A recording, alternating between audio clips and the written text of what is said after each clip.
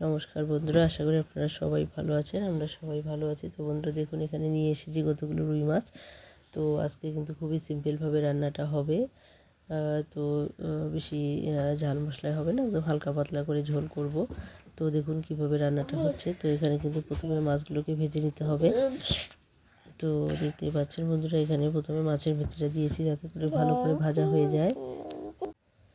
তো বন্ধুরা দেখতে পাচ্ছেন, প্রথমে মাছের মেথিটা দিয়ে কিন্তু ভালো করে নেড়ে চেড়ে একটু ভেজে নেব যাতে করে মাছের মেথিটা ভাজা হয়ে যায়। কারণ মাছের মেথি কিন্তু মানে ভাজতে অনেকটাই সময় লাগে, আর এটাকে কিন্তু যেহেতু গোটা অবস্থায় আছে তো বন্ধুরা দেখতে পাচ্ছেন, তো এক এক করে সমস্ত মাছগুলো দিয়ে দেব আর উল্টে পাল্টে ভেজে নেব, তাহলে কিন্তু খুব সুন্দরভাবে ভাজা হয়ে যাবে। তো বন্ধুরা দেখতে পাচ্ছেন, তো এক এক করে সমস্ত মাছগুলো দিয়ে দেব যতগুলো দেওয়া যায়। আর এদিকে দেখুন, এদিকে যে হালকা পাতলা বলতে এখানে 2 চামচ সর্ষে নিয়েছি আর 2টো পাকা লঙ্কা আর সামান্য পরিমাণ লবণ দিয়ে কিন্তু বেটে নিয়েছি। তো এই সর্ষে দিয়ে পাতলা ঝোল করব। আর এদিকে দেখুন মাছগুলো কিন্তু প্রায় ভাজা হয়ে এসেছে। আর তো মেথিটা আগে একটু দিয়ে ভেজে নিয়েছিলাম, সেটা আপনারা দেখতেই পেয়েছিলেন। পরবর্তীতে পিসগুলো দিয়ে কিন্তু আলতো করে নাড়িয়ে নিয়েছি। তো দেখুন এখানে কিন্তু এই পিসগুলো এভাবেই মানে যে কয়েকটা পিস দেওয়া যায় দিয়েছি। চেষ্টা করেছি একটু তাড়াতাড়ি ভেজে দিতে। তো দেখুন এভাবে কিন্তু নেড়ে চেড়ে মাছগুলোকে সুন্দরভাবে ভেজে নিতে হবে। তো দেখুন এখানে মাছগুলো প্রায় ভাজা হয়ে এসেছে। এখন আমি এগুলোকে নামিয়ে নেব। তো বাকি মাছগুলো ঠিক একইভাবে কিন্তু ভেজে নিচ্ছি। তো বন্ধুরা দেখুন, এখানে কিন্তু মাছ ভাজা হয়ে গেছে, আমার মাছগুলো কিন্তু নামিয়ে নিয়েছি।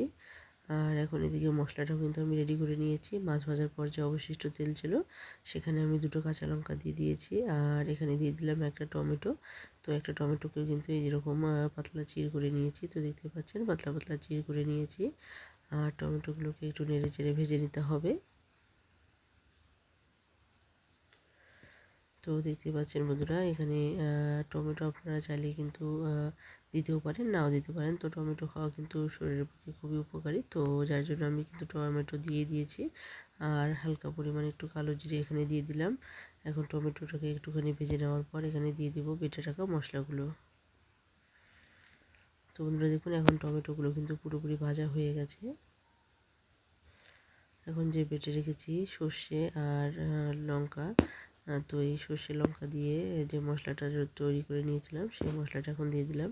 তো এখানে মশলার বাটিতে হালকা একটু জল দিয়ে জলটা দিয়ে দেবো। তো দেখতে পাচ্ছেন এখানে সামান্য পরিমাণ 1 চামচ পরিমাণ 1.5 চামচ পরিমাণ জল আমি এখানে দিয়ে দিয়েছি। এখন ভালো করে নেড়ে চেড়ে মশলাটাকে কিন্তু কষিয়ে নেব। আর এখানে স্বাদ মতো দিয়ে দিচ্ছি লবণ। তো যেহেতু সর্ষে বাটার সময় কিন্তু লবণ দিয়েছিলাম, সেই আন্দাজ মতো কিন্তু লবণটা এখন দিতে হবে।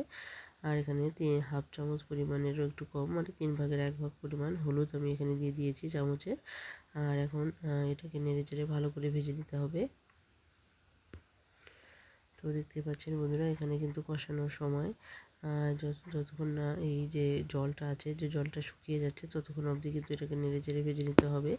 আর এই ভেজে নেওয়ার সময় এখানে আমি দিয়ে দিচ্ছি একটু সর্ষের তেল। তো দেখতে পাচ্ছেন এখানে আমি হালকা একটু সর্ষের তেল দিলাম। তো যে কোনো সর্ষের রেসিপি যদি আপনারা করেন, এরকম কাঁচা সর্ষের তেল একটু দেন, তাহলে কিন্তু এর স্বাদটা কিন্তু আলাদা রকম আসে, মানে আলাদা একটা স্বাদ তৈরি হয়। তো বন্ধুরা দেখতে পাচ্ছেন এখানে কিন্তু সর্ষের তেলটা দেওয়ার পরেও কিন্তু একটুখানি নেড়ে চেড়ে ভেজে নিতে হবে। তো দেখুন এখানে কিন্তু তেল ছাড়তে শুরু করে দিয়েছিল, আর এই অবস্থায় আমি দিয়ে দিলাম এখানে জল। তো এখানে 1 বাটি পরিমাণ আমি জল এখন দিয়ে দিয়েছি।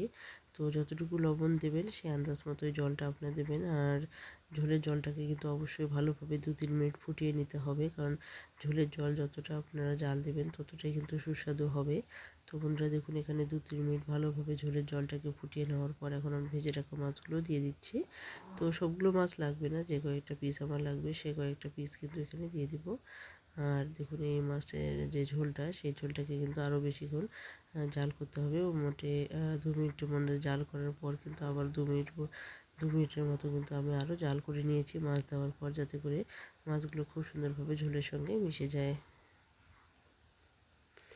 তো বন্ধুরা দেখতে পাচ্ছেন এখানে ঝোলটা কিন্তু পুরোপুরি প্রায় হয়ে এসেছে।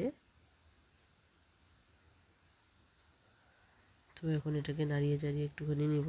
তো দেখুন এখানে কিন্তু এরকম পাতলা ঝোল খেতে কিন্তু ভীষণই ভালো লাগে।